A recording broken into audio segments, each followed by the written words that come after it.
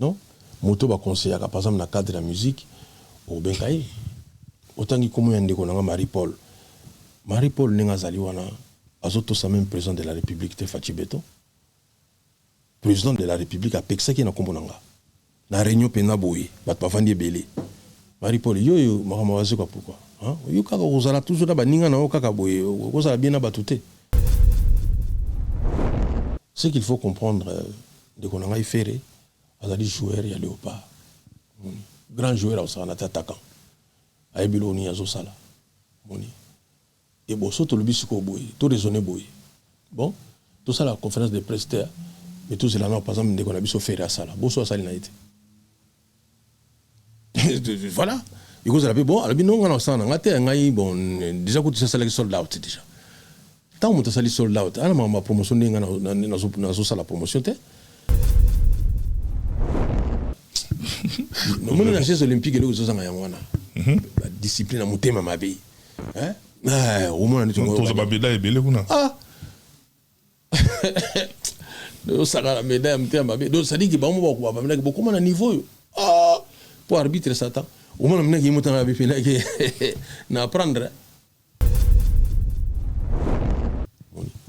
Par exemple, les stades des martyrs. Si on a besoin de monter à Bimisi, vous savez, mais c'est un peu. Mais si on a besoin de monter à Bimisi, heureusement, nous avons besoin de monter à Bimisi. Mais nous avons besoin de monter à stade, on n'a pas évité. On a évité. On a évité aussi à la Sima Mongoana. Nous avons besoin de monter. Moi, si nous mobali, basala naka fierté. Ba mi balende basanga na po basala la batu fier. Parce que sur le yo mobali au côté nandako moni moi sina ozo sala fier. Il pas moni sala fier na episo bolu comme tolamba. Ah mais oui parce que fier na fier. Na pese exemple moi peut-être na suksa wana. Moni. Zone tikana biso na musique. Ba artiste au de l'autre sala fierté mboka wana. Tu comme 40 ans. Coûte 40 dans sa généreux. Tu comme même 20 ans. Mais tu as la polémique où il y a moins 20 personnes. Et c'est normal.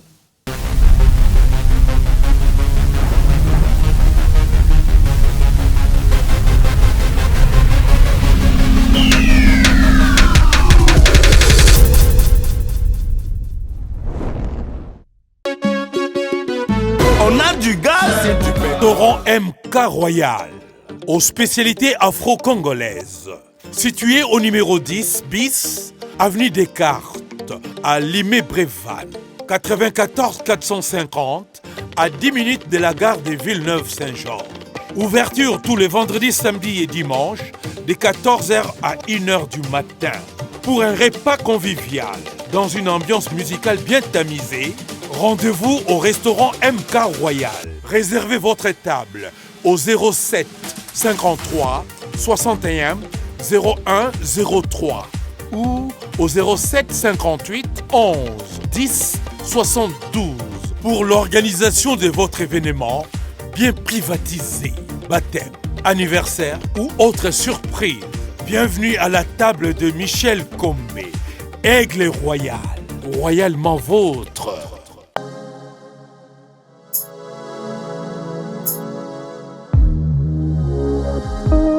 Mesdames et messieurs, amoureux de la culture, vous qui aimez l'information puisée à la source, vous êtes à la bonne adresse. Ici, c'est Congo Révolution News dans votre émission de décryptage et au four et au moulin, derrière toutes les caméras ainsi qu'à la réalisation.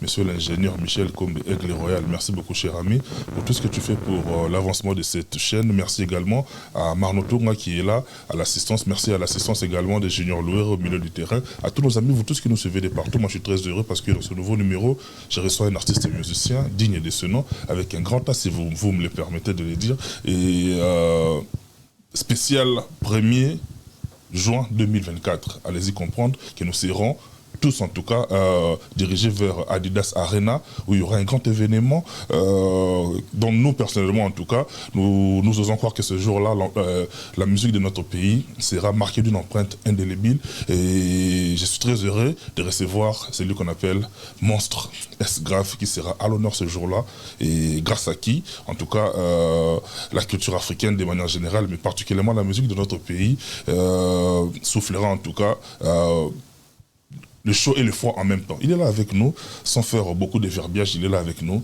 Monstre S grave, Félix Oisé quoi. Moi je suis très heureux et honoré en même temps de vous recevoir dans cette émission et bonjour et bienvenue. Bonjour Joe Matopé. Moi je suis très heureux, Monstre. C'est le spécial 1er juin 2024, c'est ça le grand événement, c'est ça la date à retenir. Et je voudrais d'entrée de jeu comme ça que nous en parlions parce que nous aurons aussi le temps d'évoquer très rapidement de manière survolée d'autres sujets d'actualité, mais principalement je voudrais que nous parlions tout d'abord de ce grand événement du 1er juin 2024. Monstre, Félix Oisé quoi, ce jour-là, j'ose croire que vous aurez à nous concocter un bon cocktail, passez-moi, c'est cette tautologie, à nous concocter un bon cocktail partant des tétragrammes, pauvre main, Yonani, Fomutu, l'inoxydable Fimbu, et puis jusqu'à Mabel et Manzombo. Comment vous sentez-vous déjà par rapport à cet événement qui pointe à l'horizon? Ah oui, vraiment je me sens très bien. Je remercie vraiment tous ceux qui se reconnaissent dans notre culture. Tous ceux qui vont faire des efforts déjà d'avoir des billets, et surtout ces jours-là d'être là aussi. Je vous remercie pour votre bonté de cœur et que Dieu vous bénisse. Non, que Dieu vous bénisse. Moi également, je voudrais bénir certains bien-aimés qui sont là avec nous, avec beaucoup d'affection. Permettez-moi de faire un clin d'œil particulier à Maître Serpent. Maître Serpent, Snake VIP, Bodyguard, et puis à Goyo Pitbull. Sans oublier Yuka Bouikou. Mandrama. Mandrama. Bien plein de bonnes choses en place aux autres dans l'Abisso, cher ami. L'imbattable Tourambo Maye, je l'ai vu lui également, de tous les temps, de tous les jours, je ne peux pas l'oublier. Kouloutou, Mabanga Etalo, Diamantino. Kouloutou, merci de ma conseiller Nayo. Et puis je n'oublierai pas notre estimé aîné, Délige, Mokondi Sous-Aléen. Délige, en tout cas, mais des bonnes choses. Très rapidement, Monstre comme ça, Nabi qu'on a toujours entouré, Oyayo, Maître Boïka, Maître Borel. En tout cas, ça va toujours autour, il y a l'artiste Félix Oisé quoi, de la part de Agoyo Pitbull, Madame Florence Laporche, mais également Anita Moubouaka. Je vous aime beaucoup, mais des bonnes choses, Nabino. Monstre Félix Oisé quoi. De manière générale, c'est quoi le diagnostic actuel de la musique de notre pays? Oh, ça c'est une question en même temps, j'allais dire, facile et compliquée. Voilà, ça dépend aussi de quel pan on veut prendre, on va faire ces diagnostics. Voilà. D'abord, c'est qu'il faut dire que notre musique évolue sur le plan de la dextérité, dans le maniement des instruments. Là, il n'y a pas de problème. Tant qu'il y aura l'INA, l'Institut national des arts, eh bien, nous aurons toujours des artistes. Ça, c'est un fait. Mais c'est le business de la musique qui ne va pas. C'est le business. Ce qui a touché notre musique, c'est d'abord, c'est ainsi d'ailleurs partout dans le monde, les problèmes si on peut dire l'avènement de YouTube, des réseaux sociaux. Ça a énormément influé sur notre musique. En bien ou en mal? Bon, parce que la diffusion, elle est large en même temps. Oui, elle est large, mais en même temps, je vous donne un exemple. Dans les temps, prenons au 1er siècle ou même avant, quand on voulait tuer quelqu'un, disons par exemple, si on a envie de tuer quelqu'un, forcément il faut l'approcher parce qu'il faut utiliser le couteau. Mais aujourd'hui, on peut tuer quelqu'un avec une arme à distance. Vous préférez quelle période? Oui, actuellement. Oui, parce qu'actuellement, on fait moins d'efforts. On peut même être à plus de kilomètres. Vous envoyez seulement un engin, ça tue quelqu'un. Alors, moi, je préfère cette période-là. Parce que dans le temps, quand les pharaons se battaient, c'est-à-dire pour aller attaquer une autre nation, c'est lui le président, si on peut dire, actuellement. Donc, c'est lui le roi qui était en tête. Et les généraux ainsi que, voilà. Alors, avec nos guerres aujourd'hui, c'est d'abord d'autres personnes qui y vont. Au point que la personne qui dirige un pays ne sera jamais au front. Alors, jamais.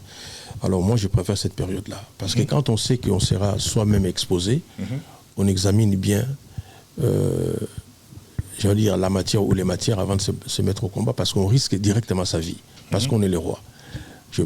Moi, je préfère cette période-là parce que c'était plus dissuasif. On ne se mettait pas facilement au combat parce qu'on sait que vous serez les premiers à être exposés en tant que roi. Donc, alors je fais ces rapports pour dire que Quand on avait par exemple les disques vinyles, d'abord on pouvait pas le pirater. Personne, en tout cas à ma connaissance, n'a essayé de pirater un disque vinyle dans sa maison. Un disque vinyle plutôt dans sa maison, parce que il faut d'abord aller à l'usine. À moins que ce soit une usine qui pirate une autre usine. Mais actuellement, on peut tout pirater à partir de chez soi. Alors ça, c'est bien pour divulguer, pour passer l'information, mais c'est pas bien pour acheter la musique. Parce que la musique, elle est devenue presque gratuite. Il suffit d'avoir le Wi-Fi. Déjà, avec le Wi-Fi, on ne peut pas forcément écouter que la musique, on peut faire aussi d'autres choses. Donc, la musique est devenue gratuite. Et je pense que ça dérange beaucoup. Ça dérange beaucoup l'industrie musicale. Voilà. Donc, c'est bien tout ce qui se passe. Je ne voudrais pas qu'on revienne quand même dans l'ancien temps, mais ça a beaucoup influé. Même si vous voyez les rapports de la SACEM, c'est toujours un problème par rapport à notre musique. Ça n'évolue pas. Il y a eu beaucoup de baisses du fait qu'on ne sait plus vendre physiquement. Actuellement, tout est virtuel, quoi. J'allais dire, tout est sur les réseaux sociaux. Merci beaucoup, Monstre Félix Wazekwa. Mais s'il faut parler d'une corporation en termes des producteurs congolais, c'est une corporation qui bat de l'aile, comme on dit. Tout à fait. Mais aujourd'hui, on voit mon ami et frère Double S, Sir Simba, avec la grande maison Double S, à vos côtés. Depuis un bon moment, vous faites chemin ensemble. Alors ma question est de savoir, votre confiance par rapport à Double S Prod est basée par rapport à quoi? Oui, par rapport au sérieux d'abord. Ce qu'il faut savoir, aujourd'hui, pour être un producteur, il faut avoir fait des études pour, du moins, avoir une licence de production. Ça ne peut s'obtenir plutôt que par une formation. Voilà, donc ça met déjà plus de sérieux. Dans les temps, quand on parlait, par exemple, dans nos pays, quand on parlait d'un producteur, c'est celui qui a plus d'argent. C'est tout. Il ne sait même pas ce qu'il faut faire avant un concert, pendant et après, comment déclarer les impôts, des choses comme ça. Ben non, chez nous, ça ne se faisait pas. Donc, c'est devenu un métier, j'allais dire, plus intelligent. Voilà, il faut avoir fait des études pour pouvoir être un producteur. Et lui, il en a fait. Et puis, il y a du sérieux quoi, dans ce qu'il fait. Quand on arrive à avoir des visas pour un groupe musical, ça veut dire qu'on a été sérieux dans les ambassades. Et il n'en est pas à sa première. Donc voilà, donc il a déjà fait venir beaucoup de groupes. Donc c'est ça. Mais, la perfection n'étant pas humaine, si vous êtes satisfait par rapport à votre collaboration, vous l'êtes à combien de pourcents estimativement parlant? Oh, mais non, plus ou moins. Bon, disons à 90%. Bon, déjà, c'est une grande distinction. Ouais. Ça, c'est une grande distinction. Donc, coup de chapeau à mon ami et frère Double S, Serge Simba. Je tiens également à rappeler que le dimanche, déjà, dans quelques jours là, vous allez vous déplacer pour vous rendre du côté des Lions, pour rencontrer nos amis qui sont de l'autre côté. Toujours dans le cadre de chercher à peaufiner comment est-ce que arrêter des stratégies par rapport à cet événement du 1er juin 2024. C'est-à-dire que le fait, quand on sait où on veut aller, mais parfois on connaît les lieux. Je sais que je vais aller à Arena. Oui, mais ça ne nous empêche pas de consulter les autres, de consulter, entre guillemets, une sorte de GPS. Comment est-ce qu'on peut s'y rendre? Qu'est-ce qu'il faut prendre comme précaution? Et dans cette matière, je ne suis pas spécialiste. Voilà, donc c'est pourquoi je suis obligé de faire des déplacements. Cette semaine, ça sera à Lyon. La semaine prochaine, ce sera en Belgique. Voilà, et vers le 10 avril, je serai déjà à Kinshasa. Voilà, donc je suis obligé de me déplacer pour entendre. C'est comme Papa Lutumba qui disait que l'enfant qui demande ne mange pas quelque chose de prohibé. Donc, je suis obligé d'aller pour demander à mes frères et sœurs qu'est-ce que vous pensez, comment est-ce qu'on peut s'y prendre. Voilà. Nous qui voulons faire des affaires de manière cartésienne, nous sommes obligés de faire des réunions comme ça. Voilà. Qu'est-ce qu'il faut faire? Qu'est-ce qu'il faut prendre comme précaution? Qu'est-ce qu'il ne faut pas faire non plus? Voilà. Donc j'ai besoin de beaucoup d'expérience. On sera à Lyon, mais il y aura aussi ceux de Saint-Étienne qui seront là, c'est de Toulouse, voilà, Grenoble. donc, voilà, Grenoble et tout ça. Des alentours. Des alentours, voilà. Ce sera comme une assemblée, quoi. Donc on va appeler tout le monde. C'est pareil aussi ce qu'on va faire en Belgique. On aura besoin de ceux qui habitent la Hollande, d'autres pays limitrophes, etc. les dimanches, vous serez à Lyon, mais avant, hors caméra, donc avant le tournage de cette émission, je vous ai senti par la magie de la technologie sur place au pays. Voilà, oui. Je vous ai senti sur place au pays. Oui. Alors, je voudrais qu'on puisse un petit peu se faire une idée par rapport à la température qui règne sur place au sein du groupe. Parce qu'on vous a senti, vous êtes là au four et au moulin, bien que de loin, mais par la magie de la technologie, comme je l'ai dit, vous êtes là présent avec eux. Ça se passe comment? Oui, nous sommes en train, on a déjà commencé, ça fait un moment, on a commencé à travailler à distance. On sait que la technologie aujourd'hui a tué la distance, donc on peut être en contact à tout bout de champ. Donc là, j'ai travaillé avec mes musiciens par le Zoom, par WhatsApp, par tout je veux dire, par des enregistrements. Voilà, on utilise vraiment tout ce qu'il faut aujourd'hui pour ne pas attendre 2-3 jours pour savoir ce qui se passe là-bas. Donc tout à l'heure, vous avez vu avant l'émission, j'étais en train de... Je l'ai senti, donc j'étais là en train de donner des orientations et des tout. chorégraphies, des choses comme ça, oui. Donc ça se passe bien. Voilà. Merci beaucoup, S-Grave. Est-ce que... par rapport à l'ossature qu'on avait eue à l'Olympia de Paris, parce que ça fait plusieurs années, ça fait belle lurette, on peut le dire ainsi. Est-ce qu'on retrouvera ce jour-là des éléments qui avaient eu à participer à l'Olympia de Paris? Parce que jusque-là, moi, je connais Indice Nikkei, je sais qu'il était là. Oui. C'est lui que j'ai en tête jusque-là. Oui, Pichu Concorde était là. Ah, ok, Pichu Concorde. Voilà, il sera là. Voilà, donc... Vicky Nasdaq, non, c'est-à-dire qu'il y aura des musiciens qui séjournent ici et ceux qui viendront du pays. Voilà. Et ceux qui viendront du pays, évidemment, en tout cas, ça me ferait énormément plaisir de voir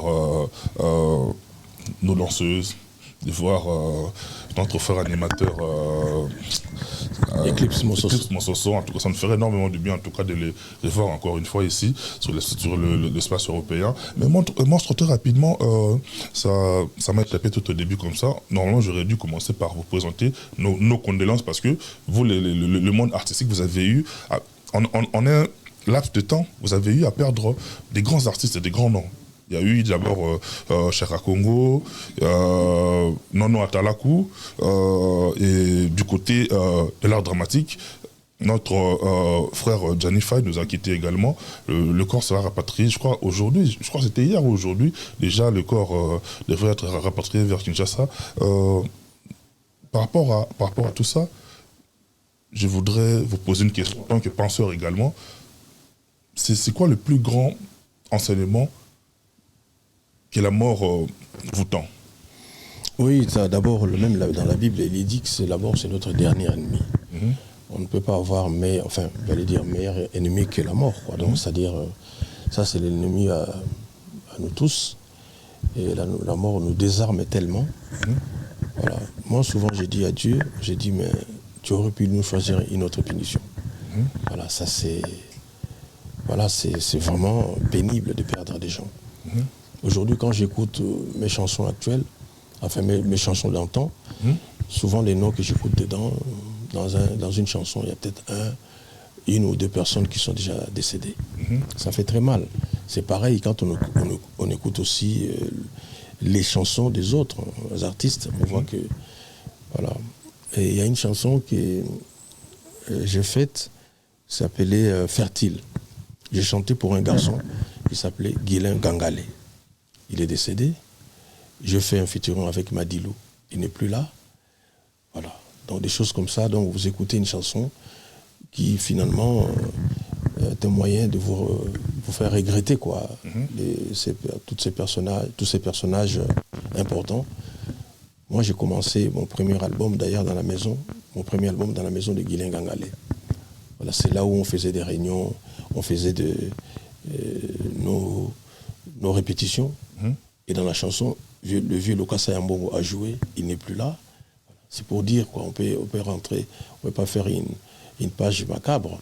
Mais voilà, donc c'est très difficile de penser aujourd'hui à les anciennes chansons, parce que ça ne rappelle que parfois un moment des mauvais souvenirs. Ça met à jour en quelque sorte une certaine nostalgie négative, on peut l'imaginer. Oui. Oui.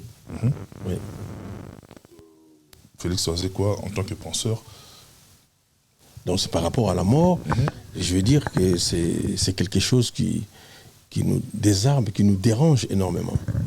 Mais comme disait quelqu'un, il faut vivre comme si on vivait éternellement. Il ne faut pas vivre tout en pensant à la mort. Sinon, on n'aurait même pas fait l'école primaire. On se dirait, qu'est-ce que je vais faire à l'école parce que je peux mourir à tout bout de champ. Voilà, on arrive aux humanités, voilà, on peut aussi se décourager pour dire que bon, je vais étudier, mais après tout, je vais mourir. Pareil pour l'université ainsi que d'autres choses. Non, il faut escamoter tout ça, il faut éviter de penser tout le temps à la mort. D'ailleurs, ce qui est très intéressant, on ne saura pas qu'on est mort. Oui. Ni les jours, ni l'heure. On ne saura même pas quand on est mort, on ne saura pas. On ne se rendra pas compte. Mais justement, c'est comme lorsqu'on dort la nuit, par exemple. Voilà, c'est comme lorsqu'on dort la nuit. Si jamais on ne vous réveille pas le matin ou que vous ne vous réveillez pas, il n'y a aucun bureau où on va partir réclamer. Voilà, il n'y a pas de réclamation, il n'y a rien. Et puis, c'est ça le bon côté, je peux dire, de Dieu. Voilà, Dieu a fait une chose. Tout en sachant qu'on allait mourir, il a fait en sorte qu'avant presque beaucoup de morts, qu'il y ait quand même une petite maladie. Parce que quand il y a la maladie, on sait se dire aussi, bon, je me prépare, quoi. Voilà, imaginons qu'il n'y avait pas de maladie, que du jour au lendemain, quelqu'un tombe, quoi. Vous voyez, ce serait encore plus perturbant. Voilà, donc c'est bien par moment qu'on tombe malade, on sait qu'on se prépare à l'événement. Mais n'ayons pas peur de la mort, parce que Jésus-Christ a vaincu la mort, quoi, si on peut dire. Il a vaincu tout ça, il s'est donné en rançon. D'ailleurs, nous sommes dans la période de Pascal. Voilà, donc, voilà, moi, quand je pense à ça, c'est un peu comme aujourd'hui ce qui se passe dans le monde. De guerre, de ceci, vous faites ceci, je vais appuyer sur l'arme atomique, sur la bombe. Moi, j'ai dit tout ça, jamais ça va tuer tout le monde. Parce que ça obligerait Dieu à recommencer Adam et Ève. Et les sacrifices de Jésus-Christ seraient vains. Sinon, il est venu pour rien. Parce que tout le monde serait mort si les bombes atomiques pouvaient aujourd'hui éclater. Dieu dit dans la Bible qu'il a fait la terre sur un lieu fixe et qu'elle ne chancellera pas. Donc personne ne peut prendre Dieu au dépourvu, tuer tout le monde et que Dieu soit obligé de recommencer encore les premiers couples comme ça a été. Non, la vie humaine sera toujours là et Dieu fera tout pour que son œuvre ne puisse pas être maltraitée. Montre l'affiche là. J'ai eu à observer l'affiche. Oui. Nulle part j'ai vu là où vous avez fait allusion aux guests, c'est-à-dire des invités, tout ça. Oui.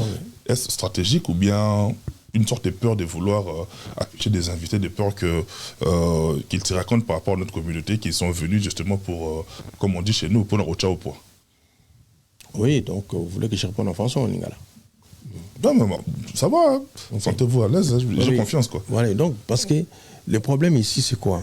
Comme vous avez dit, pour notre poids. Non, les problèmes, quand on invite des gens, c'est pour qu'on puisse partager un moment de plaisir.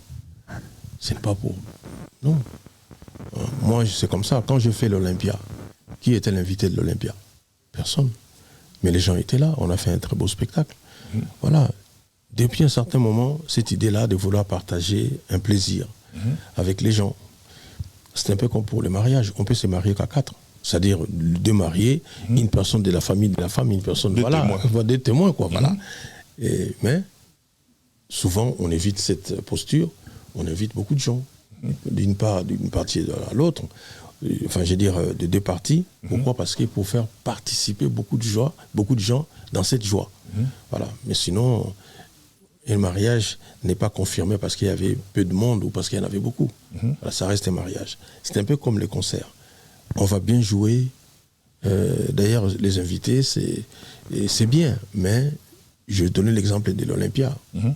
Moi, ce que je voudrais, si il y aura des invités, qu'ils se manifestent. Que quelqu'un se dit, ben Félix, dans ton truc là, moi je pense que je serai libre. Mais moi, dans mes rêves, je voudrais, par exemple, ce jour-là, qu'il y ait quelques musiciens de Papa Wemba. Oui. Le Djokompa, qui est par exemple Stino Mobi, qui est Janana, qui est Luciana Demigongo. Luciana, qui est tous ces gens. Gloria Toukadi. Voilà, donc voilà, je voudrais que si je pouvais être avec eux ce jour-là, ce serait bien, mais qu'ils se manifestent. Voilà, parce que j'ai été pendant longtemps le parolier de Papa Wemba. Bon, certainement, je vais interpréter une de ses chansons. Peut-être une de mes chansons qu'il a interprétées. Voilà, donc à ce moment-là, Si les musiciens de vivre, ils sont là. Mais voilà. Là, ce sera comment la version originelle ou bien la version interprétée par Papa Wemba? Non, on peut faire la version vraiment la première mouture, quoi. Voilà. Donc il y a des chansons que j'ai données à Papa Wemba. Donc on peut chanter ça exactement comme c'était dans Viva la Musica. Pour moi, ça sera très bien. Voilà, c'est avec les musiciens de Viva. Ce sera un grand hommage. Hein. Voilà. Je voudrais par exemple qu'il y ait ce jour-là quelqu'un qui a joué un rôle majeur dans ma vie, des musiciens de Papa Lutumba. Pourquoi pas qu'ils soient là, ceux qui sont en Europe, qui viennent là, on pense aux vieux. Voilà. Il faut souvent, comme dit la Bible, il faut souvent être dans la maison du deuil par moment pour comprendre certaines choses de la vie. Et moi, j'ai dit seulement, il faut par moment penser à la mémoire des aînés. Voilà. C'est très intéressant et très important de perpétuer, la mémoire de nos aînés, de ceux qui ont fait quelque chose dans notre musique. Dieu a créé le fait de savoir et le fait d'oublier. Et quand on oublie, parfois on se dit que mais pourquoi j'ai oublié? Mais c'est très important pour pouvoir vivre, surtout éternellement. Parce que imaginons que vous voulez vivre éternellement et puis vous n'oubliez jamais rien. Oui, ça sera pas bien. Puisqu'avec le temps, vous aurez connu tous les poissons qui sont dans les eaux, vous aurez connu tous les arbres. Et à la fin, ce sera plus et intéressant. puis à la fin, ça sera plus intéressant. Donc le fait d'oublier, ça met du piment, c'est très intéressant. C'est pourquoi on arrive à regarder un film, par exemple, pour la 3e, 4e fois, parce qu'il y a des détails qui sont évanouis. Monstre, à l'Olympia, la coqueluche, c'était Bercy. C'était lui la coqueluche, en tout cas ce jour-là. Je l'ai dit sans crainte d'être contredit. Mais Adidas Arena, qu'on s'attende à qui? À Eclipse. Mais lui, c'est déjà un doyen. Lui, il est déjà là avec tout ce qu'il a déjà eu à produire comme ça sera Cascadeur. Oui, Cascadeur, c'est un jeune qui fait énormément du bien à notre groupe. Voilà, Cascadeur sera là. Il y aura aussi Anti-Rebelle. Ce sont les deux là. Du côté animation, évidemment, ils seront là. Mais il y aura aussi Bercy, pourquoi pas. Bercy, moi, il faut qu'il soit là parce qu'on va jouer aussi les morceaux qu'il a interprétés, enfin, qu'il a joués dans le groupe. Donc moi, je salue Bercy, je l'invite, il faut qu'il soit là. Bercy Moana sera là ce jour-là, et ça a énormément plaisir. Hein. Je sais que tout ce qui nous suivez de partout, ça vous fait énormément du bien de comprendre que en tout cas le 1er juin de cette année 2024, ça pointe déjà à l'horizon, c'est dans quelques semaines. Allez-y, la billetterie elle est déjà ouverte. Allez-y, procurez-vous des billets. C'est la meilleure façon pour vous de soutenir la culture africaine. Moi, je suis très heureux, mais je voudrais également que vous puissiez adresser un mot à toutes les communautés autres que congolaises. C'est-à-dire parce que ce jour-là, on voudrait que ce soit une fête continentale. Qu'il n'y ait pas que la communauté congolaise. Je voudrais que vous puissiez vous adresser à cette communauté-là avant que je puisse évoquer certains autres paramètres. Oui, merci beaucoup pour cette invitation. J'ai dit, je salue d'abord tous ceux qui ne sont pas congolais, tous ceux qui ne parlent pas forcément les lingala. Je vous dis ceci. D'abord, moi, j'ai produit un livre qui s'appelle Les petits bonbons de la sagesse, dans lequel je suis en train de traiter mes idées. C'est un essai philosophique. Donc, je vous invite d'abord à chercher ces livres-là. Les petits bonbons de la sagesse, c'est sur Amazon, quoi. Il y a d'abord ça. Il y a le fait aussi que quand j'ai fait mon concert de l'Olympia, j'ai été, on m'a surnommé le Michael Jackson africain. Voilà. C'est moi, votre frère, qui ai fait la chanson et la danse Fimbo. Fimbo chicote. Aujourd'hui, je suis même très content qu'il y ait des jeunes Ivoiriens qui ont sorti Fimbo chicote, décalé. Je leur dis merci. Voilà, c'est comme ça. C'est toujours très intéressant. Là, il ne s'agit pas d'un featuring, il s'agit plutôt d'un emprunt. Ce sont des jeunes qui se sont inspirés de leur aîné pour dire que non, on va jouer un peu ce que notre frère a fait. Venez ce jour-là à découvrir les géniteurs de Fimbo, me voir danser, voir mon groupe exhiber le pas de Fimbo ainsi que d'autres danses. Voilà, donc je vous invite, mes frères et sœurs, parce que la musique, c'est le seul langage qui n'exige pas, disons la danse, c'est le langage qui n'exige pas une forte formation. Pour apprécier par exemple un tableau artistique, Un enfant, c'est difficile à un enfant d'apprécier une œuvre, ou la Joconde, ou n'importe quel tableau. Mais vous voyez, mais un enfant de 2 ans peut danser sur une note musicale, sur un son, etc. Ces jours-là, j'en appelle aux jeunes.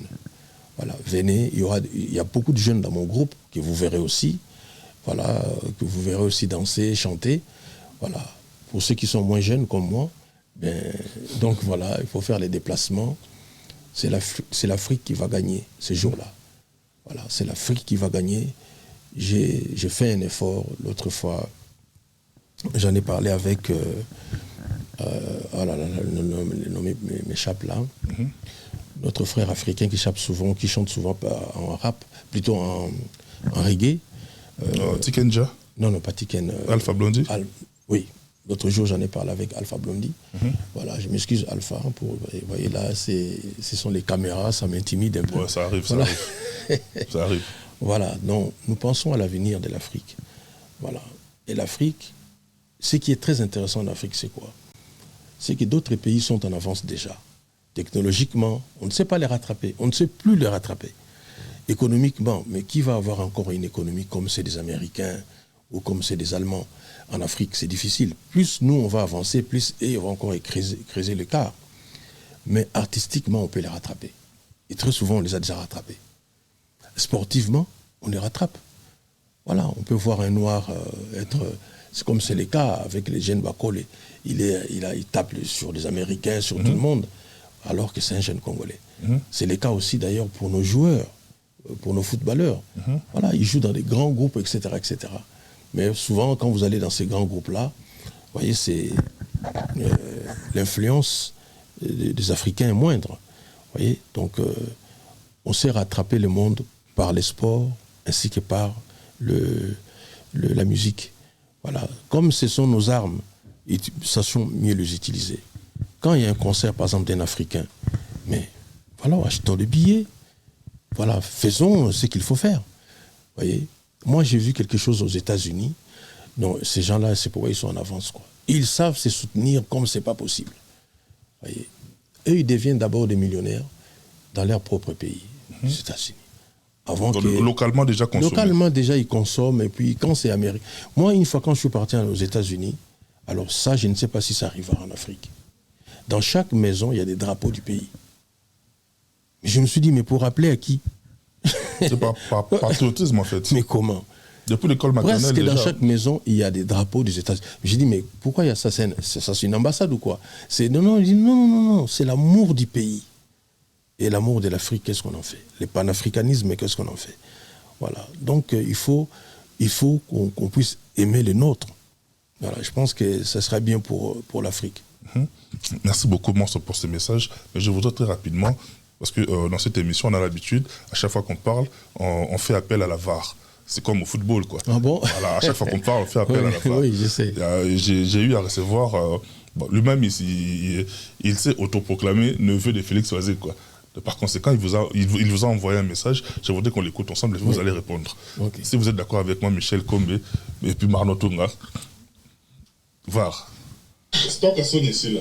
Ici là. C'est pour ça. Téléphone à tout nana oncle nana wazé quoi. C'est le monstre. Et na tout oncle nana. Oncle nana. Félix Oisé quoi. Oncle. Pour nani kuna. Oncle nana Félix Oisé quoi. Pour nani na Congo atasi la Sony. Parce que yo moto yiko ça la formule la verbe yo moto yana oni. Mais quand on répondre ba congolais. Pour nani na Congo atali kambo yo que la Sony mais yo que la Sony. Il va plus souvent, par exemple, 10 000, il y a Moutou.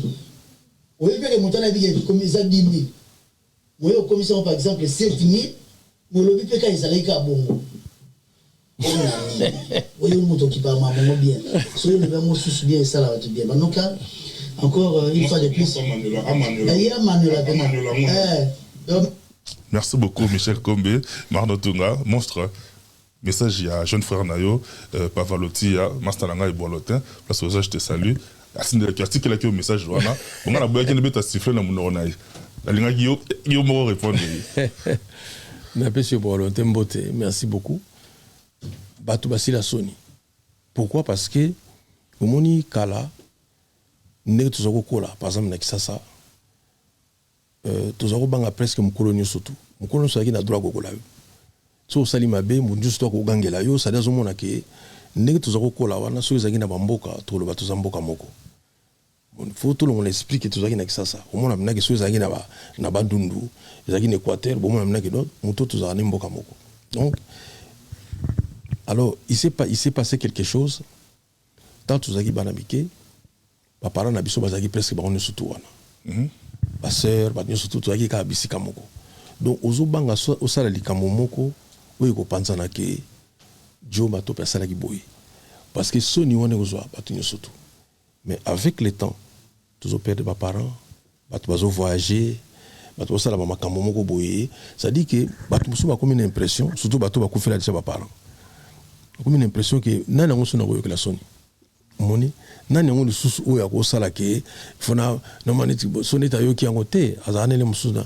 na Russie ozomona taka motu mo azala na Russie soki ameli me motu kuna aomona yango problème te mpo sango epanzanaka pa barusse azomona kutu l'état ekoma na kini lekutu baotuna nani yango wana lisusu mpo lopango ndeza si bateka nani yango asali makambo na mona trace donc ça dit que c'est tozoperdre batrace motu azalaka toujours kaka na soni pourquoi parce que ayebi ke likambo soki epanzani bakolinganga ndenge nini nakobala ndenge nini nakozwa mosala ndenge nini moto akosala économie ya soni te to soki omoni bato bazoka so soni te ezali parce que baperdre bato oyo bakoyokela soni tozwa exemple lelo na banet internet ekomi presque efolakisa nzoto na yo na ntango ya kala yo soki fi foto na yo foto eza kutu ndenge eza lelo te video kutu te kaka foto na yo kaka soki ezotambola déjà presque okomi boma ozomona minaki quel soni mais lelo bato wana et puis examinez bien bato basalaka babétise wana na internet bazala na bango na baparent te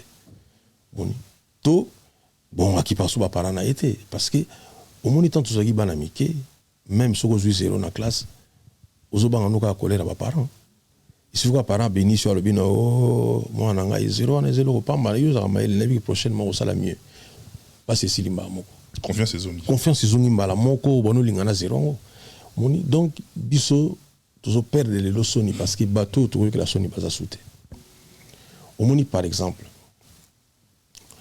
yo mobali to yo mwasi okolinga mobali mo par exemple azofume moni mobali mo azofume soko olingi na olingi mobali wana alingi yo mingi okoki koyebisa ye obi na ye ke non vraiment sérieusement quoi soki otiki kofume te toyokana te lokola aza na besoin na yo akoyoka soni akosala pe effort atika voilà mais so ozano na mobali te to ozano na mwasi te donc obligé moto akoyoka so soni azali su te to okoyokela soni yango nomoni ekomi presque boye quoi tout le monde asala makambo mosusu à visage découvert quoi donc ezali te ke azosala likambo ka batami boye na boye non sans vergogne voilà sans vergogne bato osala makambo moko ayebi ke abomona na bino quoi parce que oyo anga papa azala su te bafrère na ngai le mosusu bakabwana baswana d'ailleurs kuta alingi koexiste à partir ya mabe oyo azosala.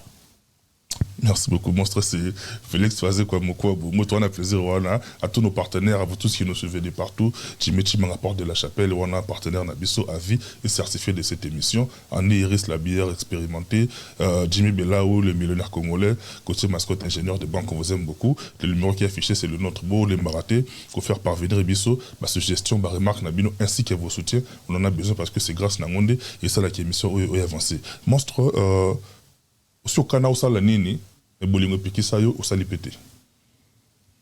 Ya ça les kamo boy. Au Kana bino les kamo mais bolingo pikisi yo. Na bi place na zana na diplôme. Na zuka yango na contextualiser yango. Place la zo komi. C'est-à-dire oso Kana bosala nini mais bolingo et pikisi yo otiki osali yango pété. Bon makambo belé hein. Entre autres mon bolingo oyo zo le bela parce que ngai na le bela ba. L'amour du prochain. Pour ba bolingo za 4 sortes bolingo. L'amour filia storgé, l'amour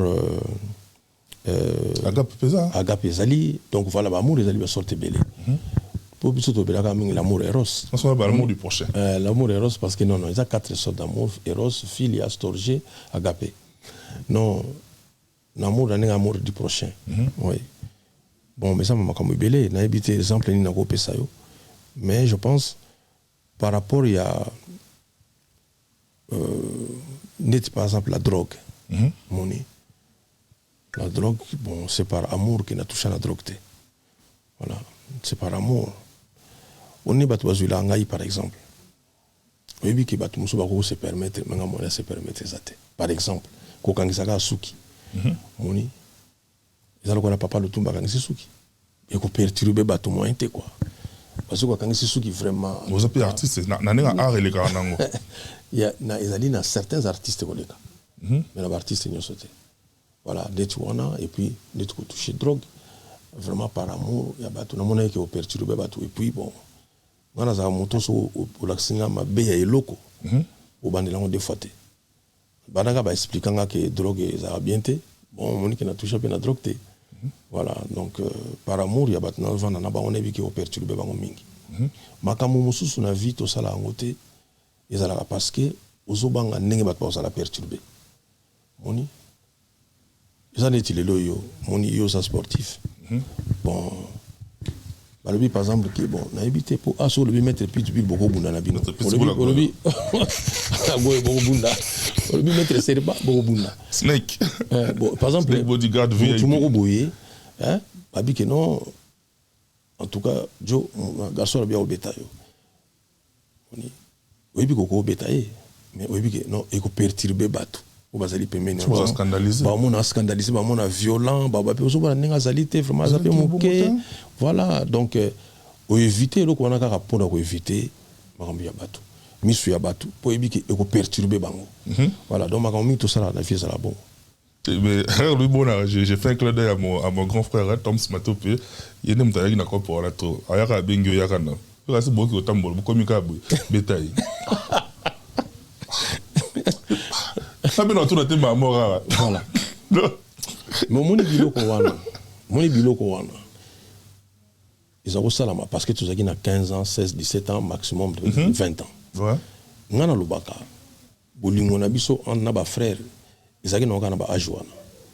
Parce que lelo soki kaka Tom Sabengi yo alobi na obeta moto asali oni. Échanger. Vous comprenez? Beaucoup mieux on a nini oh tenga na nena yaki surtout na ngabo teleka bunda non. Donc mais amour tozaki na ngota tozaki plus jeune. Je pense que zaki makasi. Et ngana no baka tozala bandeko kati na âge de 17 ans. Comment ça monsieur va comprendre amour bien bien non, c'est-à-dire que tozala ka bandeko ba sentiment les ala très fort tant boza plus jeune. Mais tant musa komi déjà ozolinga ka ndeko na yo mais ils ont sous n'engi wana te comme le quoi n'était et l'ongwe qui est instinctif quoi donc ils ont sous instincté moni est-ce que ibi lelo na ebi lelo moko ba comprendre na bundi na mbo lelo oh monstre na bundi na mbako ne na zabo donc ça dit que moi na betinga coup de tête moi ko ah monstre mona oh donc boli misanga quoi donc pour dans na mbo moko ya moke donc on est ba mbo ba kola na ba monte ba amike wana ba chihuahua ba mboko tu yanga te ya mona mona tena fona tambusaiti on ka pasa la ba besoin na ye bani siko na nzela tukote na mbwa moko ya munene siko sadiki yako mbwa oya biso yako tata ba na ibita ba 17 fois bon mais mukolo ya mbwa wana erera saki nini longoli laisse ngakutu oya ngaya muke menasi mie na laisse yo sikoyo mbwa na sikoyo ya munene ningona azana laisse mbala moko ayi place mbwa zalaki amiko attaquer ayi pa na ngai moni tango na tali boye obiki mwana zonga pena musika mbukeli ngai coup de tête moi beta coup de tête moi doni moi pou nelingana émission te mais son expliquer que na azui coup de tête mbo ngo bat on ngo bat eza ya mutu mais na ebiso azui mouvement mbo wana na traka karateka azui lekolo donc obi ke na mukolo na ye namba wana continuer souter moko kaka moi moi na senti pena ke oza machine bien na donc azongi sima yango na bandeko to sala toujours ka exercice to baro munana biso kaka siko biso na biso batute comme na banyama mais oui comme na banyama na bundi na mbwa lelo na ebisio donc par après la kalinga na bi mais oui comme makambo ni ngo gérer makambo belé d'abord ngana sa hospitalisé pour na sepeli ko ninga beta un coup de tête pour so yalaki siko ki aswinga oni kosuka na niveau dans un coup de tête na niveau ya nini donc habiter sugi c'est pas ça que ça nini na habiter non donc na habiter donc né na zabu alors moment indiscipliné non donc il faut continuer toujours à s'exercer parce que au Europe le c'est un problème pour la nini tellement Première guerre mondiale et ça là mais si là deuxième guerre mondiale mire de Berlin quoi en 89 je pense et ça lit que tout au monde même la nation bah ça la soumindukité bah tout va se préparer avant sous contre guerre 27 pays bah sangana na bango bah voisins ñu boyoka na busona da attaquer muninga bozape na lisanga moko à part Europe Union européenne bozasu na autant même to attaquer muninga di bodi msembo di minena ma sala ba arme erreur ya ngona erreur tasco guerre ndenge ba to mo sala ba arme besoin retard besoin retard yangona na physiquement plus sérieusement na biso ba faut toujours s'exercer parce que mo ko obundate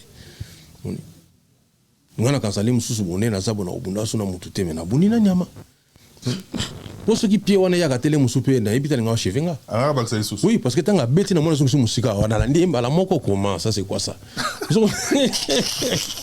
tellement il mystique mukolo na gangi menui il est gentil la bi gentil mais ngana otuza mutua gentil mais comment ça c'est quoi ça donc faut qu'on nega ba exercice merci beaucoup monstre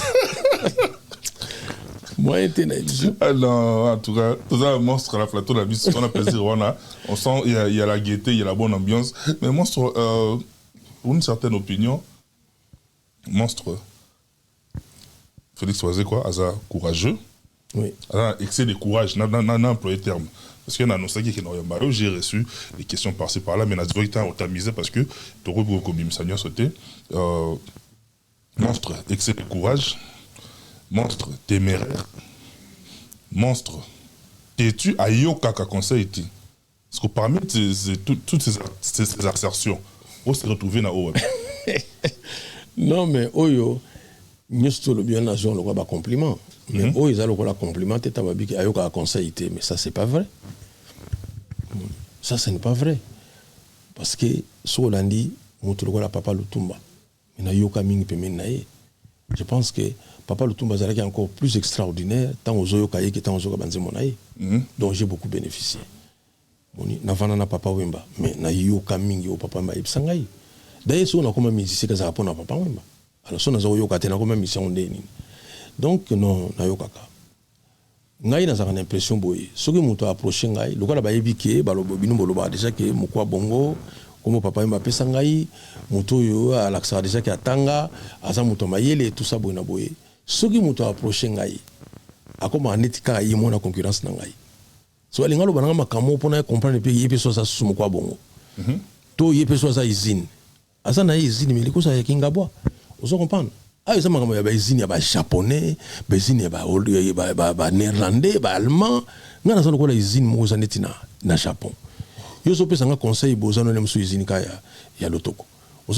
Donc, alors, si vous avez un conseil, il faut que vous conseiller. Vous comprenez? C'est un exemple. Oui, il faut que vous ayez des alliés. Si vous avez un conseil, vous avez papa Mbalobani. Vous avez moi, ça laisse un peu à désirer.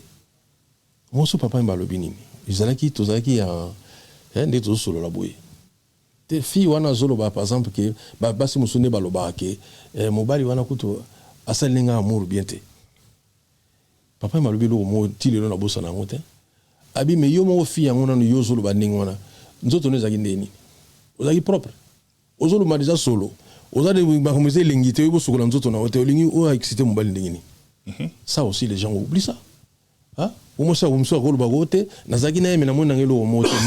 justement, parce que c'est intéressant. Vous voyez ce que je veux dire? Voilà. Ça va dans les deux sens. Voilà, ça va dans les deux sens. Donc, Moutoumoussou a approché, n'a pas l'impression très souvent. Mon amour, il y a l'accès au pays, tout le monde est là, verbe na bango, raisonnement na bango, bonaboy. Alingile mususu tango osala émission na joma topé o lobale musu verbe na ye mais oui mais verbe on se faut kango on se comprend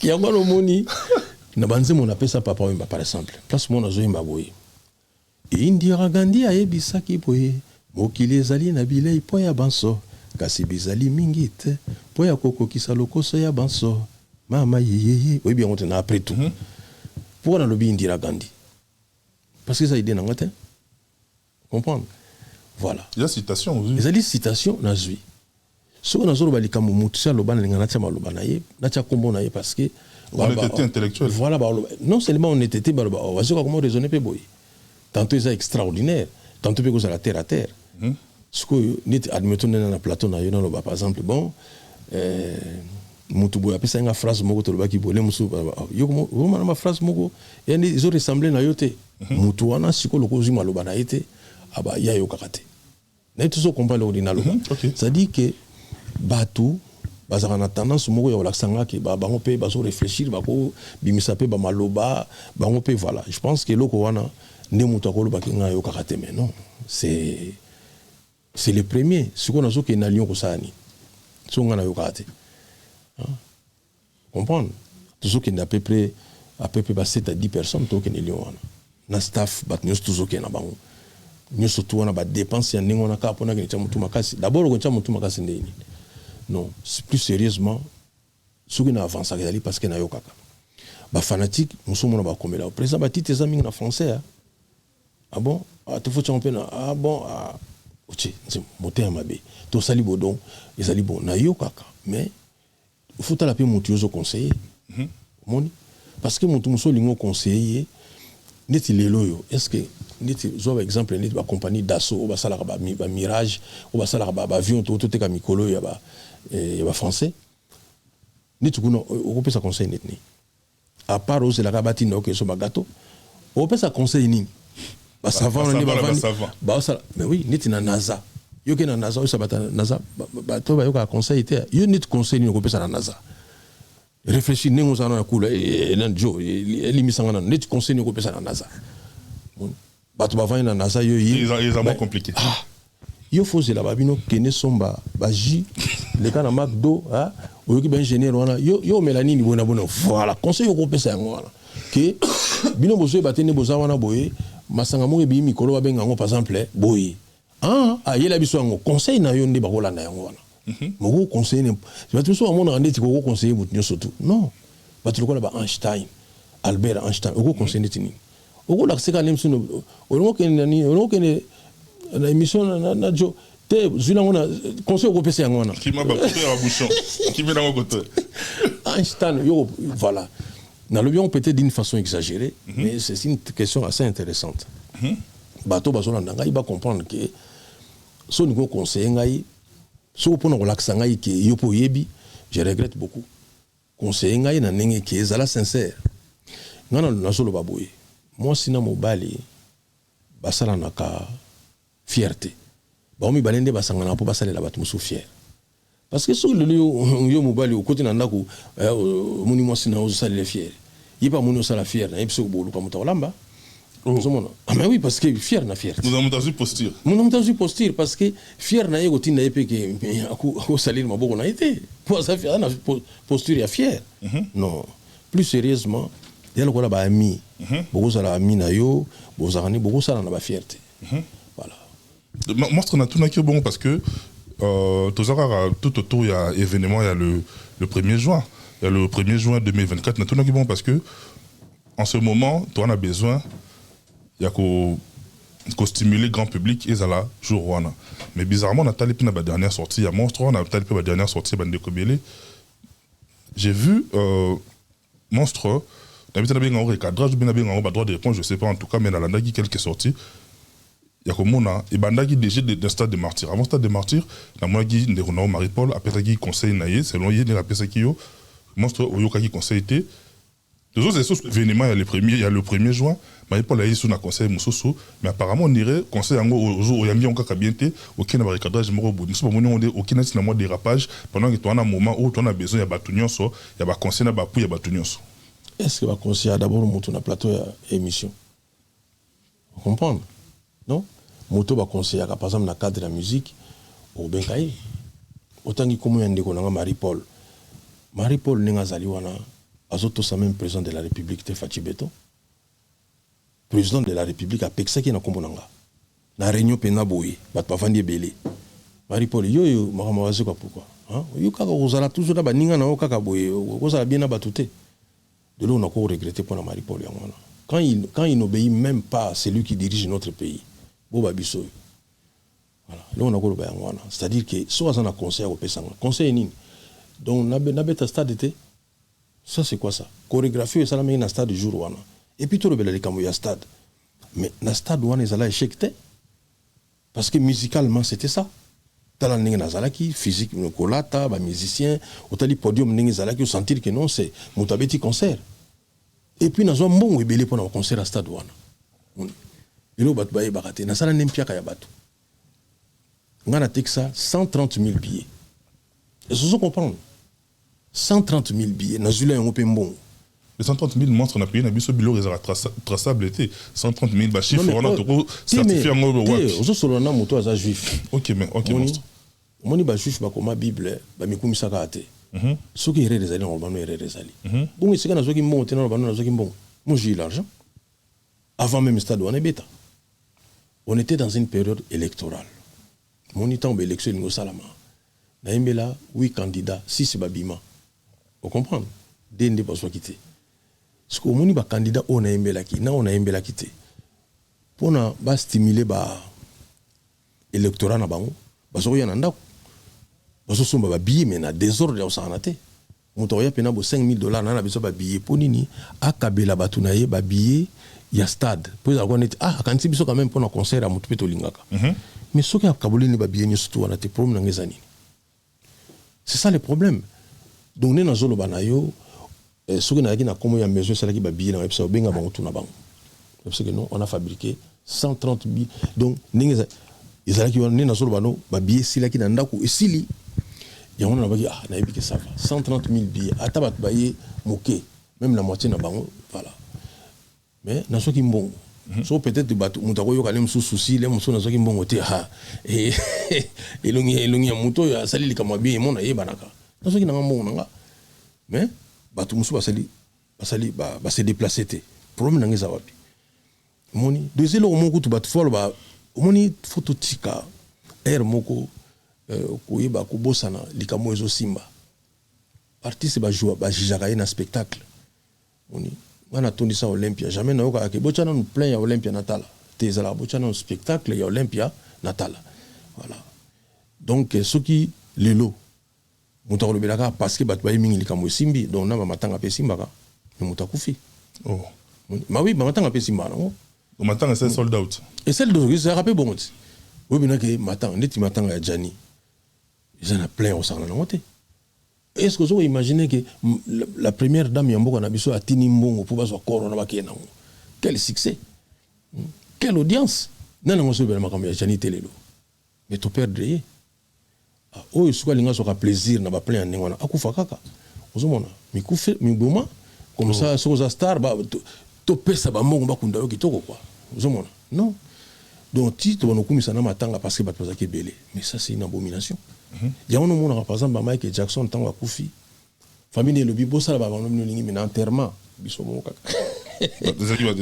ah mais oui parce que bah ils comprennent que non bah pour moi c'est pelané sous plein matanga on peut pas aller jusque là na sina yo kapena mutaso ba pena ke ah oui que plein à Marie Misamo le gars qui par exemple ya mutuboya il y a les moloto vraiment est-ce qu'on peut pas non ka débat moi ba genre on est ça est-ce qu'on peut faire un débat pareil? Surtout ça, tant que tu fais préparer ça plein à matin, on a besoin quoi. Tout ça, la promotion, on a d'ailleurs, en tout cas, Pitbull Boss, alors on va bien. Voilà. Photo y ba magamni to go là. Artiste ba jijakaye na production, spectacle. Donc spectacle, il est quand bien. Moi je pense que l'oko ba tu vois kotala na arena yango wana. Spectacle ni no zala wana, évidemment na arena, et zala ndenge monter na ya stade parce que on est aquí batu bazo somba ba billet pour ba pesa ba batu na bango mais ah ezali mutu somba billet na ye moko billet très à refungama batu somba ba place na bango tito mona venaki non batu baza na bango avant to beta to ba déjà que et ole kaboye Merci beaucoup. Moi, soit pour retenir longtemps, mais parmi ma question, après tout Kabona quand même. Et puis, je vais juger qui inopportun. Je dirais qu'il est inopportun. Les faits, il y a Bisso, parce que tout ça, qui wana. D'abord, merci de la confiance aux manifestants qui vis-à-vis à notre modeste personne. Merci beaucoup pour le jour où on est à visite. Visite et puis point de presse. Visite la salle. Visite la salle, il y a Adidas Arena. Et puis, il y a un point de presse qui est organisé. De révéler, dans le direct, dans le message et tout, je dirais qu'il est inopportun. Dans quel sens? Pour nous, on a dit que deux grandes stars congolaises pour livrer spectacle na bino la même enceinte pendant que il y a quoi ils après il y a Neronayo fait rigola, c'est-à-dire on aurait pu parce que la télé biso na carte vous auriez pu quand même aussi temps na bino à partir à le 22 avril parce que on les a déjà il y a Mouninga c'est l'équipe bandi na bino pour moi OK visite pour ça tout mais on dirait il y a un événement il y a un Congolais mais d'autres Congolais bah wana et puis c'est espèce meilleur hôtel là bas et bien bah juge qui ont bien été bah analyser qui ont bien été moni vraiment ce qu'on permettre ngai Joe dans le pays comme artiste musote moni hein voilà na stratégie na étant ça les logo na moi, je suis convaincu que ça on a besoin qu'il y a un trop, qu'il faut s'y prendre vraiment à l'avance. Voilà, on a mon acquis. On était que n'a pas peur au salaire visite à Pam. Si mon commission est au sali point de presse. Point de presse, ça nous fait combien de va-et-vient. Et puis on a fait ça pour préparer le spectacle. Tant on a joué dans ma mission, exemple à Mokoto Beta, tu y aller à 4 à 5 jours à une semaine de l'événement. Non ça là c'est point de presse beaucoup ni na batapoto. On comprend. Donc moi je suis talonné par le temps. Donc les alliés obligés, na sala makamboda kene na Lyon, na kene na Belgique, na kene na Allemagne, Suisse, na tamo le belé pour nini. Na yebiki na sala tenté dalina l'exa plus temps na ngai na pour préparer l'événement. Voilà, neti lelo na sola na Claudicia. Na qui na besoin na sala émission na France 24. Na bazana émission te ti na moi ya mai. Voilà. Tout ça na bisko na zela. Donc tout le baquet, ça la promotion mal montée. Voilà. Ce qu'il faut comprendre de qu'on a fait, à des joueurs il y a Léopard, grand joueur au Sarana attaquant, à Ebiloni à Zosala, et bon surtout le bisco boy, tout raisonné boy. Bon, tout ça la conférence de presse, mais tout cela non par exemple de qu'on a biso faire à ça là, bon soit ça l'inalité. Voilà.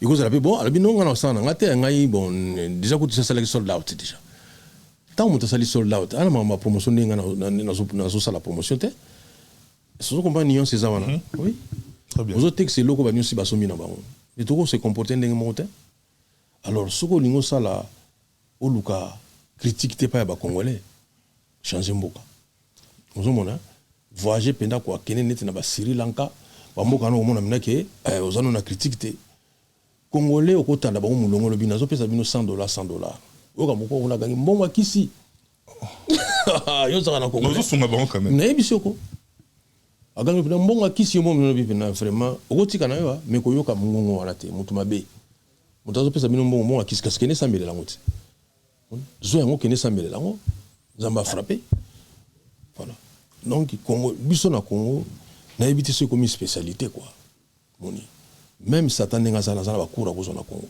Oh, ba cours pendant donc ça dit que bazo l'accès yo vraiment oui because annonce Satan bien té bazo l'accès pendant quoi na Congo on est aux hommes là qui Satan au kokate donc dans nos comaté est-ce que oui que na mettre à Satan na Congo ba to ba ko pesa ba cours ba technique d'ailleurs Satan n'a pas na ba WhatsApp ou tout ça bazo ba cours rebelle ya Congo parce que ba mabe monsieur salama na Congo oso comprendre que batu ba ko sala on dirait batu ba ke bele ba se ka mutu moko. Personnellement, et pas à Congolais, en matière de bêtises, quoi. Vraiment, toute la première puissance mondiale. Quand même, il y a TikTok, il y a Bikolo Moussous. Au moins, il y a l'accent Balambaka. Nengi loko boye, ko pesa mutu, bon ça y barin, bon d'abord, il y a biso barin à la terre. Biso salika ke donc, il y a le quoi ndeti, babeza pa wapi. Babezali wapi po batu balobela yango. Je pense que loko wana ne tozolo baboye nazo seka mutu te. Mutu azali concerné avec la likambo soni a changé. moni mingi toza solo ba para pour conseiller sauter obi mo comme souf femme moko boya salanga plaisir au sakana ngote moni abi papa moni ke naza mukolo moni yo ozali naza même mukolo le musuko le kayo mais tant yo lo bakana mo ani papa na ngazoloba a jour on nazo compliment mo sakana ngote moni ya ono moni tant nazo sala ba mission nazali obligé na lobaka parce que nabi ki batu mingi ba côté ya malama nazo loba quoi moni bande ko na lingi bino trop moni bozana bino batu mabete kaka ndika pour bosala mabebele quoi bana mo batu mabete moni ko so comprendre ni c'est ça wana ah ba kongole to batu malamu ya osakana te mene to sala ka mabebele moni mabe ça dit que mabe mo to sala donc on comprend maintenant que mais ayo biso ke na mutu malamu quoi eza lokola mutu azana kasho azoba ke na mo na malamu bana malamu bazana kasho ba malamu bazana kasho ça c'est quoi ça yo zo tengane na zabo na biso défaté quoi défaté ya mo na malamu zana makala to zana la santé ba kasho ils arrivent ni ba kasho la santé ils arrivent féri mais bana malamu bazala kuna de so pena mutazo luka pena ba tu pena ya malamu akene na kasho quoi mususu kutu donc condamné à mort aboma mutazo ke na innocent ba innocent ba la place ndengona non quand même tout ça na justice té d'autant on se disait ba no kangayo ko ba ka te ko za mona malamu ba congolais ceux qui zala qui par exemple qui ndenge zala ka température quoi na Congo wana température pesa ya monter ya mabe na biso tout ça moi ça na te jour wana na Congo ça à 70 degrés ya monter mabe ya monter ba bozo dire que bou ba tout ba donc voilà monter mabe ya moto moko non on est très mauvais omoni muto azomela masanga habité masanga za mabe muto za alcoolique muto azomela ba drogue ba cigarette ba biloko cigarette elite ke naza contre ba cigarette mais ba yeba ngo ba mo peke ezelo mo faut éviter mais ce que moi reconnaître était que cigarette ya mabe otika jamais comment on peut en c'est préjudiciable à la santé mais otika jamais il faut so ni otika par exemple quiti faut reconnaître maintenant nga père mon amela moi mingi au monde eko aider yo mais quand tu ne reconnais même pas les Congolais doivent reconnaître que tout ça a mis à Mabé. Ce que ils disent, c'est que ce qu'on dit, n'est bimine on a quoi ça n'est ni. Boni. Tu reconnais ça en côté. Au sens dit, ngana zolo banayo aujourd'hui na vivre quand même na mama Congo. Boni. Ngana na poto na 85. Boni. Na poto. Boni na ki mona muke na 22 ans, 23 ans. Boni na tangi awa, na sali mama presque tout awa mais on a collé la bande musique tant en en Afrique donc si bien na yebi plus ou moins américain na poto puisque on a yebi là on sont dans ba classe alors na ma comme américain avec ça beaucoup ranga ko bande ko ngai moni Congo na po bonga ezana kutu makambo non teko boy na bona teli na to bonga sa mentalité na biso moni mentalité to zana on Congo je m'excuse qu'on a zo moi temps pour na makambo yo eza chantier mobimba moni muzaka bien le barango changement de na slogan on a changement de mentalité parce que mentalité ti le musée akoka akatira ko kalika mona te surtout que azala ki écourter na démarche nae do atika ko kalika mona te tala ni zo vanda même na ba transport na biso zo vanda bien te ti musée mona azaki obligé beta tu film oki mbala moko film oui ngana lo baka moni mentalité ya mutu et c'est ngana on be forte pour changer moni et les tout le monde sur poto le bikin ngai ba hiver on a rien na ta kale ça va yakako merci mon komona yimona coup de foi au beto kana kaka na aéroport biki bozana loko mo bien ah a changer mentalité change kana ngo izaka bulu kilango loko changer rapidement moni ce que zali mama malil bo pomper mal bo kene place à bien ayo kamali la ngo a changer na yo luka manto donc ote batu musute ezalinde photo luka biloko ko faire changer biso mentalité voilà moni na kinwana na Congo batu bali misangai mbila bima na balabala mingi pona ba voiture te tout ça la ka boye ba autoriser ba mbila pena na assemblée pena ke batala ka mutana comportement mabe ba konginda fort moni contravention pena ko batala pena yo sali mabe ya ka ba pisi mutu contravention yo le kana ba voiture pour surtout que bala taper ba tenir ba mbila te bazaka teni normal kota yumo mona mité mabe mo sala maranzela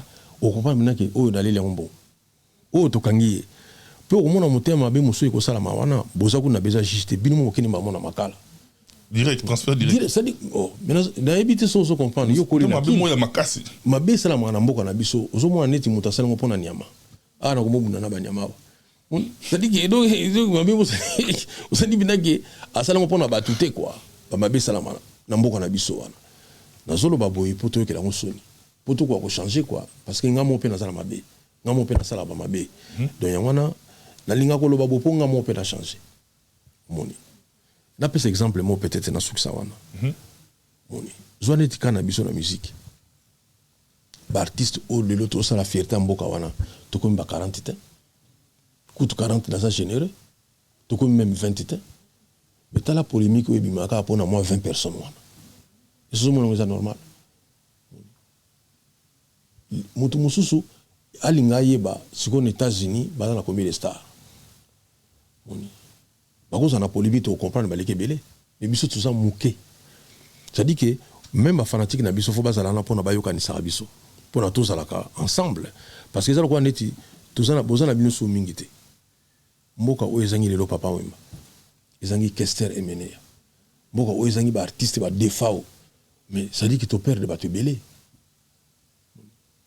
Na sepelaka na likamoko. Au jour anniversaire à l'Iwa Jésus-Christ tangi ko kaka muta sengela ngo 1 minute de silence te. Oh, et là on a sepelé la raya ngwana. Oko senga 1 minute te parce que yeliwa na ezaki ko bikisa biso. Donc nena lobi ni ngwana bo comprendre, ils ont pensé mo philosophique quoi. Makamususu, c'est il y a trop à dire pour ces pays-là. Mais les mentalités doivent changer. Merci beaucoup Monstre Touro qui n'a pas pratiquement vers la fin, mais une toute dernière question Monstre na Congo le liste de Betama moratoire sur la peine de mort tout le monde a qui liste de Kende et autres tendent vers Kolongo lango vous a pro ou bien vous a anti yango et ça question moko très difficile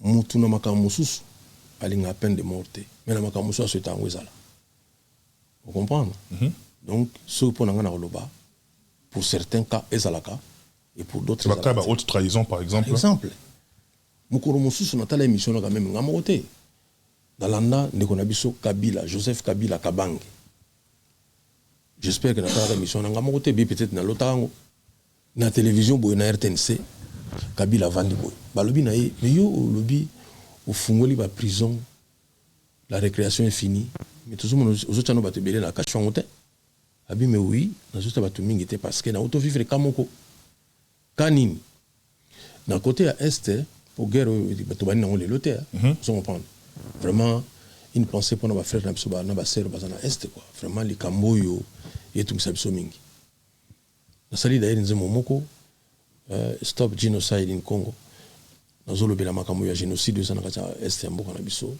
ba makambo biso te permettre ko sala boye na mboka na est ko ne sala mater et ça la m'a sauté quoi une pensée pour nos frères et sœurs président Kabila lobini alobi na côté à est ya mboka ayokaki que ba soldat moko baliaki mbongo o il fallait ba futa ba soldat ba konzina bango quoi balia mbongo baliaki mbongo alobi batona bazaki 3 apesi ordre bokanga bango bakangi bango quand il ekaki moke abi apesi ordre alobi mon apesi ordre bobo mabango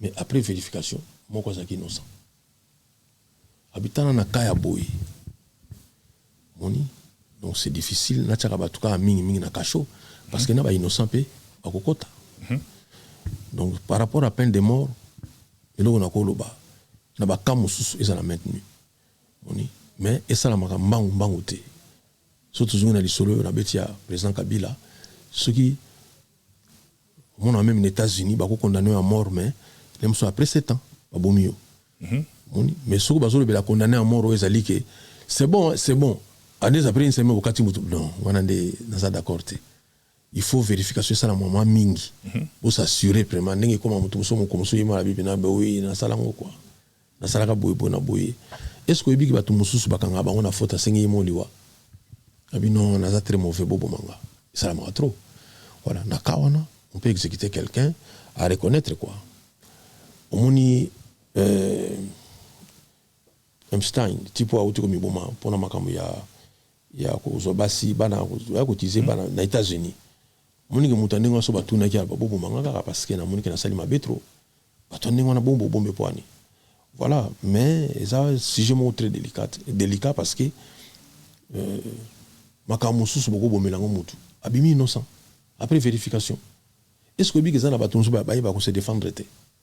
Erreur judiciaire pèse à la. Erreur judiciaire. Malamo aussi boleka na ko boma malamoko. Non. Je pense que n'enga za en États-Unis na makambo susu vous avez exécuté, bah ça vous avez épargné. Haute trahison, quand c'est établi vraiment, et puis nous avons un droit de cristallisation des faits, ils ont établi, il n'y a pas de choix parce que est-ce que il y a boire et à manger. Est-ce que vous avez un la Chine? C'est poser la question, pourquoi? Parce que les belé.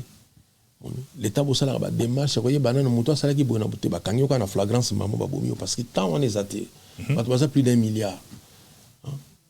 Donc population na bango eleki na biso en Afrique mboka moko kaka alors siko bato bo sambisa su mutu moko yo kende kaka na yo tout ba zuka na problème mala moko ba éliminer parce que bato baleki belé.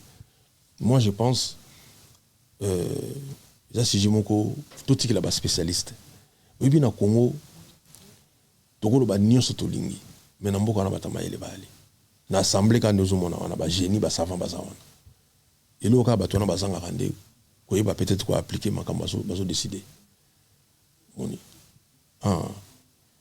on a eu qu'à battre sous hôtel assemblée mutala la qui bon sous mutala na assemblée sani bobi sona université to la late ils ont pu venir na yo quoi ya yo parce que mutaya kana université na azotangela yo azate dikamo pena ya vie na yo moko pena la lina parce que nous autres on est physique mais c'est ngona ma bende ko za la mutna assemblée zo lukapongi.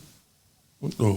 Ah mais oui, tu sais comment il bien mazo luka pongi na pongi so au coup ça naté na tchana no boy na c'est la pongi ah wana comme problème sous et puis ba chinois ba za maile ba sala ba kitango mo la ya terre mais ba tu ba débrouiller kaka la faut débrouiller te mais ça pongi zuie quoi zuio c'est le moment ni wana mutu akanela ko la tête ma place important wana mais au moment ba congolais ba sala émission ba kangi ba photo motane ba la na assemblée biso to ka place ma bezali quoi to le bilan monde et neti bobona boy nani yango même pas un médecin à la laté tout c'est la tourne ba on la lipena parce que on do biso to ça dit na pongia bien zalaka quoi na ko nimba ya bien zalaka hein zo mona congolais tout le monde ka ba mabe place mo ça dire que non non mon na jeux olympiques les zo zanga yango wana la discipline à motema mabe hein au moins on to za babeda ebele kuna de ça la médaille mtia mabe donc ça dit que ba mo ba ba menaki beaucoup na niveau pour arbitrer ça ta au moins menaki mo tanga bipena que na apprendre pour des Congolais nous sommes très mauvais. Merci beaucoup Monsoret to comme na na suka émission ba batalio ba retenir nini mais dans quelques jours après le nouveau gouvernement PSE na Mboka na biso c'est quoi le profil idéal pour le futur ministre de la Culture et Art en 30 secondes plutôt des annoncer na biso même maman otozanaye Maman Catherine Katungu Fura. Ministre bien, il y a culture.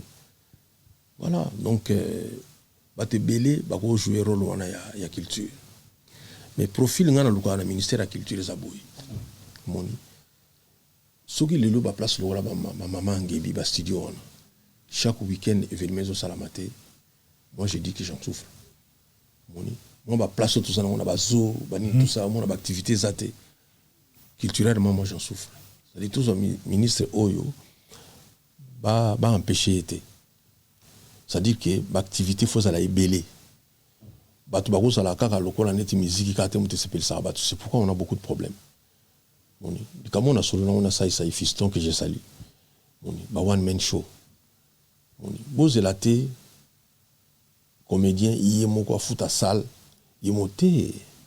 Ba ça en sorte que ça le fait yango wana neti zo par exemple neti stade des martyrs son ebiso montana bimisi pour c'est na mebeti sinka beaucoup mais son ebiso montana na bimisa heureusement nazana nazoki mbongo na ngai mais nazomona bato so bazolo ba ma stade wana pas ebike on a évité neti so otika la sima mbongo wana moni nanenga mabete est-ce que bi mutu musu banda botama na sima 200 millions et monte quoi moni yalo kwa bato musu banda botama na lo ba français pana inerte. Ah bah s'il te plaît, ni nous ici bakat so sangisi banda bota malem sa lo bakaka 5 heures. Vous comprenez il y a français. Voilà. au moins na mutu musuba mbongo ya simba c'est nyonso français na yiko ezana kaka ezaka 4 heures du temps 45 minutes la vie c'est normal là c'est pela na toujours ba français bien on tant biso to simba ba mbongo ya ndenge wana ngana za investisseur je dois investir pour na mboka na biso donc yango na moni bato mususu lokola botama na molimo wana ya investissement te azoba neti ote bobeta na stade pona nini est-ce que le big stade wana ndenge za wana bako faciliter ba artiste ba fene wana bopesi bato stade gratuitement boyedi mutu na podium boyedi na ba instrument boyo kine saka promotion mais même so basali yango mingi babeta te moni est-ce que comprendre donc ça dit que biso artistiquement ba faciliter biso ba makambo susu ça il s'aligne c'est pour ça bato to esobe to vie de loin bobini non salle boye to pesi gratuitement tenons on a besoin moi ma micro na loba gratuitement profil nazo c'est la mon bouquet pas ministre ngona ça dit que mutu ça la sûr là tout ce comprendre on nazo je comprends très bien tomata en avion ba ça te sima awa te sala boye pour moto ekata te au matika ka ovandi ba c'est un service mususu te il faut ça la destination voilà donc yo artiste otenga bonda bote ba pesi yo stade to ba pesi yo salle moko ba chilo ba instrument ba idole msona mambo mo sala ta promotion et autombo la art na biso s'il faut attendre que biso moto sala ba démarche wana ya wana lelo pendant 29 ans ba sala stade wana ka 10 artistes ba beta et surtout quand on a 10 artistes na mboka wana et bien musuku ba beta on déjà des fois non je pense qu'il faut ça là ministère na biso ba pesa on peut pas moyen belé na ba mboko to vandi en France et puis que ministère de la culture c'est le troisième ministère et pas na biso zali ba ministère oyo neti voilà peut-être pour toi mboka mo culture ça la biso mabe ya tout monde a tout comprendre en te mais culture c'est le ko faut ekoko tsambongo mais ko tsambongo ailleurs quoi voilà pas un peu bon zo côté parce que juste dans la plateforme où PCK Bido artiste beau gérer tout le monde est imbroglio on a vu tout récemment on a qui ingénieur Blaise Boulana Venepsonio Kalongo et Kenda Kiboye et puis c'est le fait Koti la Monique Koulouta Dieu Salem Koutou Zaki emprisonné par le président Nyoche ça dit bon tout on a pas mais tout parce que mbongo ça c'est ça que mbongo ça quitté mais toi on tout en a bon monté mbongo on a baka fouza là fouza na bateau ba digité fouza na bateau ba zo profiter nango poso oza mutambo famille na za bato bazoli atebo ki mutambo on sala côté ni voilà ba artiste bazali appelé ya ko diriger ba mbongo moko ya ba mbongo ya kusana na ngote mais bato bazo diriger bon faut système moko ezala neti loko ngai ti lelo na souffrance nango moni mona eno kota bina na ba détail te quoi ba veuve ya ba artiste moni ba orphelin ya ba artiste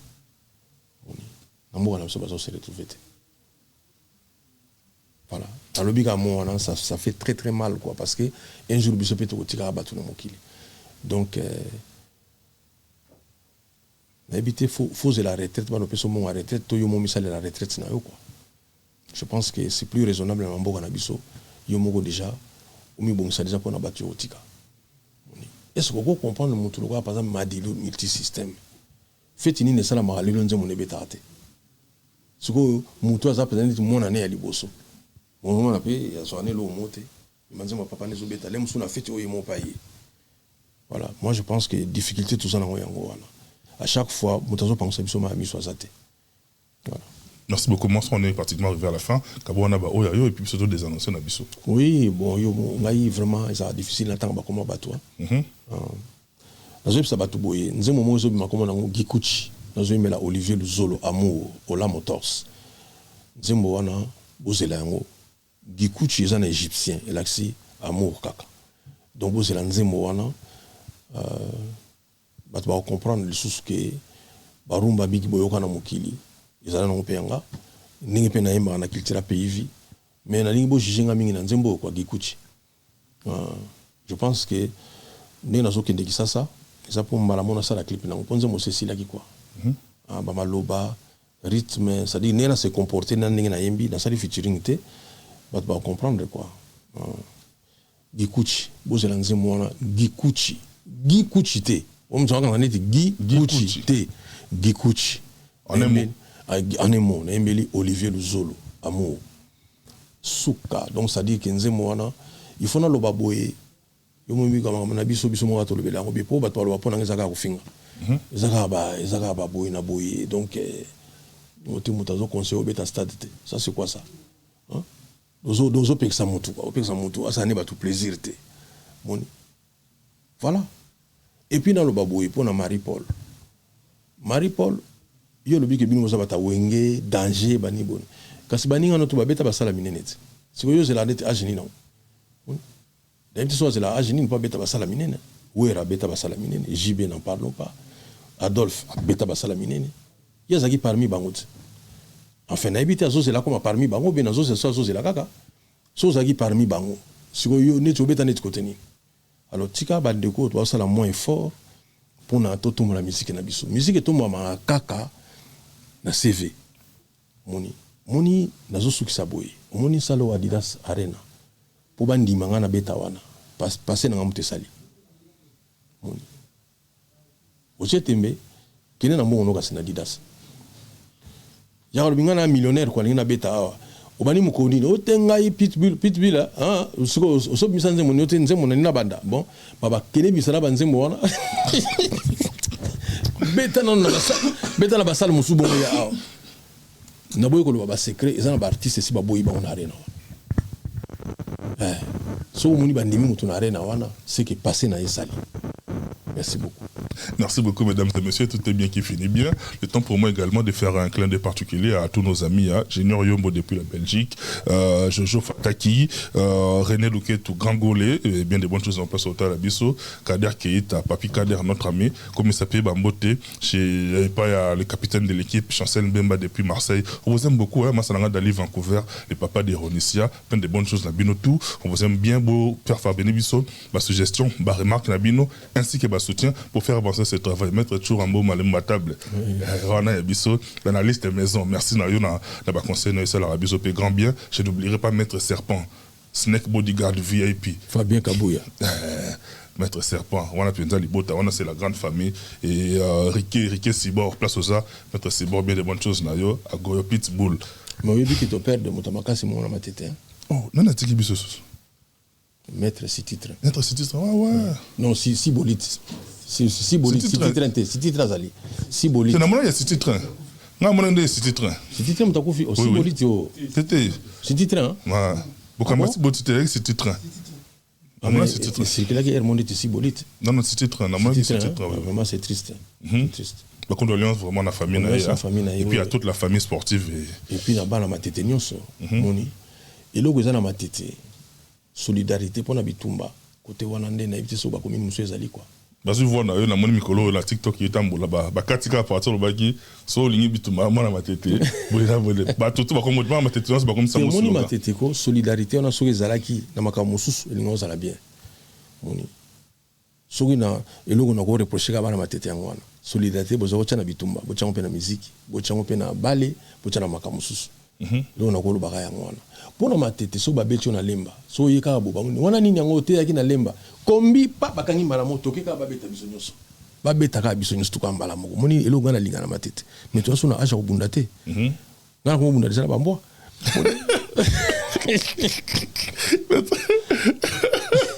monstre mati akumatini bozoka mi balé ezaka yona modoka barambo Bokom le roi D bateau bunda na mo on appelle mbote pas azali non ça c'est un chanteur non Modogo vraiment non pour nga na sala la deuxième voix donc nga siko ba idole nga bango wana donc so na soka Modogo ça dit benaki elle mon funa tune ya sala ndeni eza na régime pour ka ba yo faut ka ba deuxième faut ka Kundulu non bazali yi Kester Pepe Calé même des fois pas au kita mais ya ba Modogo wana za niveau mususu ça dit que wana ba botama na o yate ko folie ba kwanga bani mboma pamba quoi uzomona donc ça c'est tout fait pamba. Merci Modogo. Merci beaucoup Monstre. En tout cas, merci, grand merci. Si vous avez aimé, dites merci à Michel Kombe qui était là derrière toutes les caméras ainsi qu'à la réalisation sous l'assistance de Marno Tunga. Merci beaucoup Marno Tunga. Junior Loué au milieu du terrain. Merci à Refait Monsieur Lenoir. Et puis l'émission, je la dédie à ma maman à qui j'ai dit bonne guérison. D'ici là, portez-vous bien. Bye bye. À la prochaine.